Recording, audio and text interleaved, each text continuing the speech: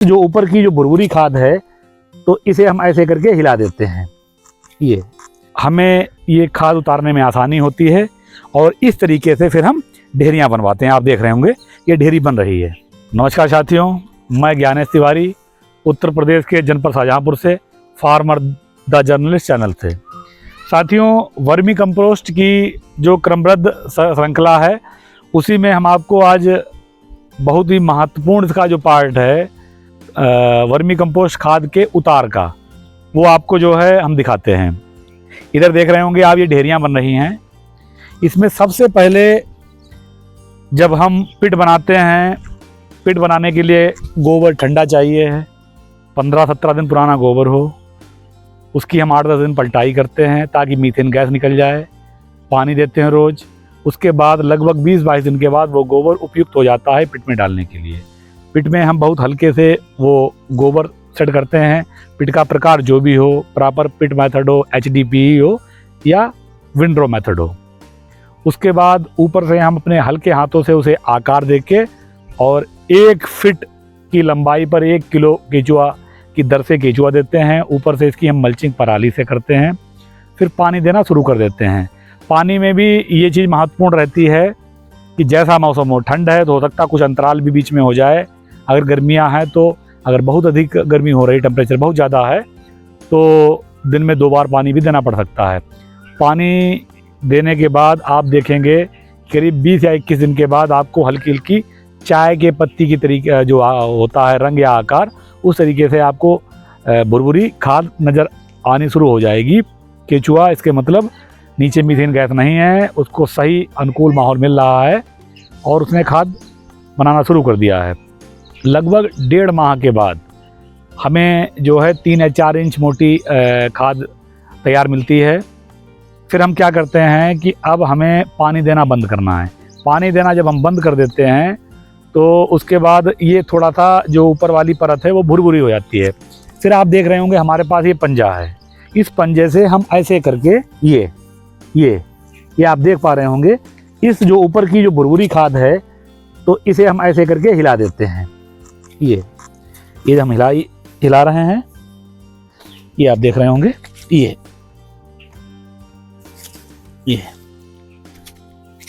ये हिला देने के बाद पिट में जो है हवा का संचार बढ़ जाता है। केचुआ बहुत ही सेंसिटिव जीव होता है, ये देख नहीं सकता, जो है महसूस करता है। जब इसे ऊपर वाइब्रेशन लगता है कि हाँ कोई हलचल हो रही है ऊपर, तो ये कुछ ही समय के बाद 5 या 7 मिनट के बाद ये नीचे चला जाता है, जिससे कि हमें ये खाद उतारने में आसानी होती है और इस तरीके से फिर हम ढेरियाँ बनवाते हैं। आप देख रहे होंगे ये ढेरी बन रही है। जो हमने कुरेदा मारा था खाद का, उसकी हम ऊपर से ही उतार करके ढेरियाँ बना देते हैं। और ढेरी बनने के बाद आप किसी बर्तन में, टब में या तसला है, टोकरी है, उससे इस खाद को उतार के और जिस जगह पर ले जाना चाहें, जहाँ पर इसे हल्का सा और सुखाना पड़ेगा, वहाँ ले जाके हम इसे डाल देते हैं। फिर ये छनाई के लिए तैयार है। केचुआ एक बीच में नहीं आएगा। दोबारा हम फिर से पराली या टाट के बोरों से ढकेंगे। ढकने के बाद इसमें पानी मारेंगे। ये प्रक्रिया 1.5 माह के बाद 3 माह के बीच में करीब 6 से 7 बार हम करेंगे तो ये पिट लगभग पूरा ही खाद के रूप में उतर जाएगा। अंत में लगभग 2 इंच मोटी जो परत बचेगी वो वर्मी कंपोस्ट खाद, केचुए का भोजन जो गोबर होगा, और केचुआ मतलब सिर्फ कल्चर की ही परत बचेगी और आप उस कल्चर को उतार के किसी अन्य पिट में ऊपर से डालने के लिए वो तैयार हो चुका है। इसमें उतार में ये सबसे महत्वपूर्ण चीज़ ये होती है कि आपको उससे पहले ये देखना होता है कि खाद कितनी बन चुकी है, कि करीब 3 या 4 इंच मोटी परत हो चुकी है और नमी बहुत अधिक ना हो। नमी को कम करने के लिए ही हम पानी देना बंद करते हैं। पानी देना जब हम बंद कर देते हैं तो ये और भुरभुरा हो जाता है, जिससे हमें इस कुरेदा मारने में बहुत आसानी हो जाती है। आप देख रहे होंगे कि ये इकट्ठा करने के बाद ये स्थित हो जाती है।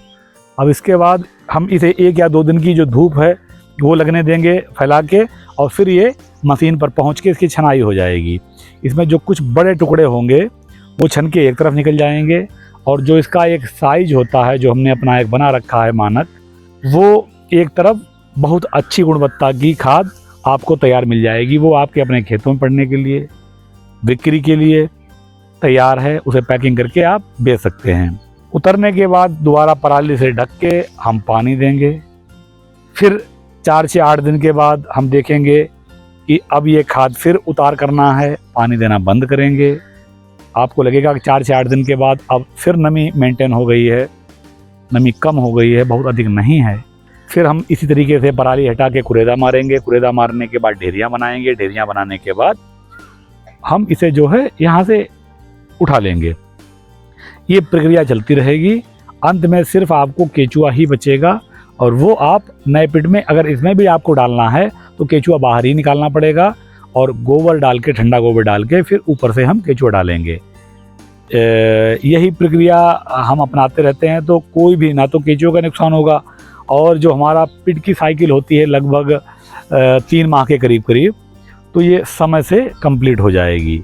तो साथियों, किसानों की थोड़ी सी कंप्लेंटें आती हैं कि भैया मैंने उतार किया, उतार करने में जो है केचुआ चला गया साथ में, अब इसको हम कहाँ तक बीनें। इसकी बिनाई नहीं हो सकती है क्योंकि बहुत छोटा जीव होता है और लाखों की संख्या में होता है, तो कैसे आप इसे अलग कर पाएंगे। तो उसकी तरीका यही है कि आप जो है कुरेदा मार दें। कुरेदा मारने के बाद लगभग 15 मिनट का अंतराल जब आप कर देंगे और उसके बाद हम जो ढेरियाँ बनाएंगे तो उस 5, 10 या 15 मिनट के अंतराल में केचुआ नीचे चला जाएगा और हम ऊपर ढेरियाँ बना लेंगे और ये आसानी से उतर जाएगी।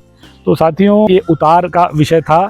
इस तरीके से ही हम आपको इसके बारे में संपूर्ण जानकारी उपलब्ध करवाते रहेंगे। धन्यवाद साथियों।